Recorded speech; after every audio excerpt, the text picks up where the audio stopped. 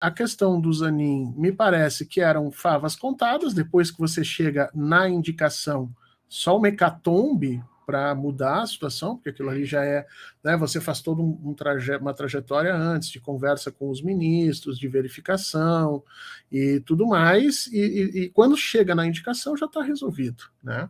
Então, me parece que aquilo ali foi um ritual necessário, mas só um ritual, que a discussão já tinha sido organizada antes, né? Já tinha sido aprovada antes.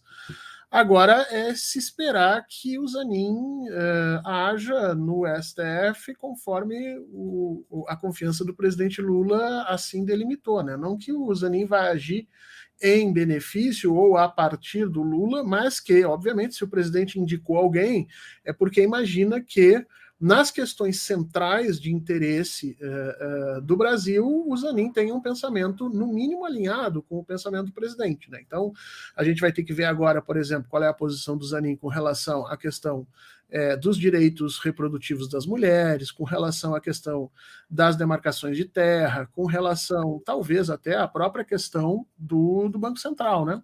Você chegou a ver trechos da sabatina, não? Eu vi toda a sabatina, não vi trechos. Viu toda a sabatina? Ah, então você sabe que ele driblou todas essas perguntas, né? Ele não respondeu nenhuma. O que eu particularmente não gostei, né? Não gostei.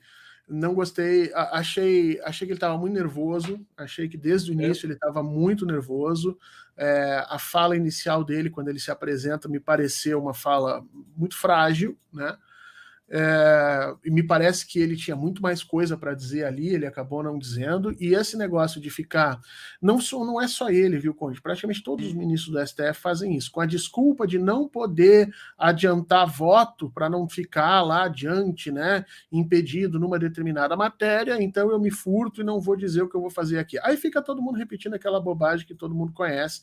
Não, eu vou julgar conforme a Constituição, por causa da Constituição, vou me ater à Constituição, e a gente sabe que é assim, né? O Pedro Serrano já aqui no Brasil ele vocaliza uma tese muito interessante, que eu acho que é uma tese do Ferrajoli, se não me engano, que diz que o STF ou essas cortes supremas que nós temos são poderes desconstituintes, né? Que a função deles muitas vezes é exatamente desfazer a Constituição, retirar os sentidos que estão estabelecidos na Constituição, e que isso é muito perigoso. A dimensão de um Pedro Serrano, eu lembrei do Pedro Serrano quando foi perguntado ao Zanin a questão das drogas, né? E o Zanin clarissimamente se colocou a favor do combate às drogas nesses termos em que ele se dá hoje, que é absolutamente antagônico, por exemplo, ao pensamento do Pedro Serrano, que esse combate às drogas é uma maneira de sufocar o povo pobre dos países em desenvolvimento. Eu achei a testa do Zanin brilhando muito, né? Eu falei que precisa passar uma base. Mas é o dele, né? O Zanin, desde que eu me conheço por gente, ele tá do mesmo jeito, inclusive a mesma. Não mudou nada. Eu vou mandar um gorro para ele. Agora, eu acho que ele, precisa deixar a barba em todas as discussões, ele evitou a bola dividida, Conde. Em todas. Evitou. Não, foi uma sabatina assim, foi um passeio, né? Foi suave. Na realidade, até o Flávio Bolsonaro elogiou. Foi para cumprir tabela, entendeu? O que não deveria ser, diga-se de passagem, né? Mas eu falo isso do direito, mas na academia acontece isso também, viu, Conde?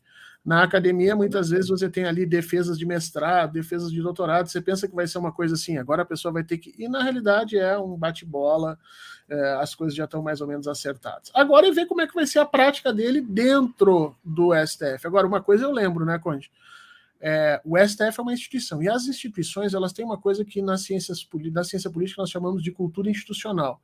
Então, cada instituição gera uma série de princípios, preceitos, normativas, regras, que são próprias daquelas instituições e que moldam os indivíduos, que transformam os indivíduos. Portanto, quando o indivíduo entra, ele é um. A partir do momento que ele está dentro da instituição, especialmente instituições com esse caráter como o STF tem, quer dizer, são instituições extremamente poderosas, com um pequeno número de pessoas, né? Essas instituições, portanto, têm uma forte cultura institucional. Fachin, a gente viu o que aconteceu com ele, né? Quando ele entrou, o tamanho da volta que ele deu, a gente viu isso com o Toffoli, então a gente vai ver isso sempre. Vai ver agora como é que o Zanin vai se organizar nisso, e isso é que nos interessa. vamos viver essa emoção de ver a transformação do Zanin. O Lula perdeu um advogado, né? Eu